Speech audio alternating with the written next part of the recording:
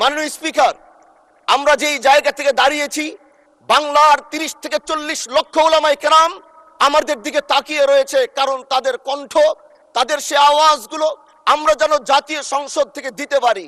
তার মধ্যে অন্যতম একটি হলো, মা কানা মুহাম্মাদুন আবা আহাদিম মির রিজালিকুম ওয়ালাকির রাসূলুল্লাহি ওয়া খাতামান নবিয়্যিন ওয়া কানা আল্লাহু বিকুল্লি শাইইন আলিমা। আপনি জানেন, নবীর পরে আল্লাহ নবী হচ্ছে আমার ইমানের অংশ, আমার ইমানের পার্ট। তিনাকে ভালোবাসা, তিনার উপর ইমান, এটা আমার ইমানের অংশ। তিনি আমার শেষ নবী, যেটা কোরআন ঘোষণা দিয়েছে। নবীও বলেছে আনা খাতামুন নবিয়্যিন আলা নাবিয়্যা বাদি, আমি শেষ নবী, আমার পরে কোনো নবী আসবে না। কিন্তু মাননীয় স্পিকার, দুঃখের সাথে বলতে হয়, বাংলাদেশের এরকম একটি পার্ট রয়েছে, যেই পার্টের এক অংশ মানুষ, তারা নবীকে অস্বীকার করে, তারা মুসলমান দাবি করে। এবং এই বিষয়ে অনেকের ধারণা আছে, তারা জানে এই আন্দোলন করতে গিয়ে অনেক মুসলমানকে রাস্তায় শহীদ হতে হয়েছে, আন্দোলন করতে হয়েছে।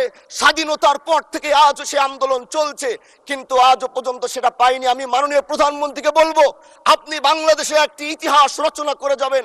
আপনার মাধ্যমে যদি এটা স্বীকৃতি পায়, যারা নবীকে অস্বীকার করে তারা কোনোদিন মুসলমান থাকতে পারে না, এটা আইনের মাধ্যমে, এটা বাংলাদেশের পার্লামেন্ট থেকে ঘোষণা হবে, সেটা আমরা চাই। মাননীয় স্পিকার, আরেকটি কথা, আপনি জানেন আমরা আমাদের নবীকে সবচেয়ে বেশি ভালোবাসি, যিনি আখিরি নবী, যাকে বলা হয়েছে ওয়ামা আরসালনাকা ইল্লা রাহমাতাল লিল আলামিন। আমরা বারবার দেখছি কিছুদিন পর পর কারা যেন কিভাবে এসে আল্লাহ নবীর শানে কটূক্তি করে, নবীকে নিয়ে অশ্লীল ভাষায় গালিগালাজ করে, নবীর শানে কটূক্তি করে। এই আন্দোলন, এই সংগ্রাম করতে গিয়ে আপনিও মাননীয় স্পিকার দেখেছেন, রাস্তাঘাটে আন্দোলন করতে গিয়ে কত মানুষ মৃত্যুবরণ করেছে।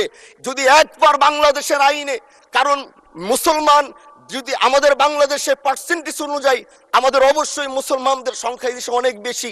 আমরা তো অন্য কিছু চাচ্ছি না।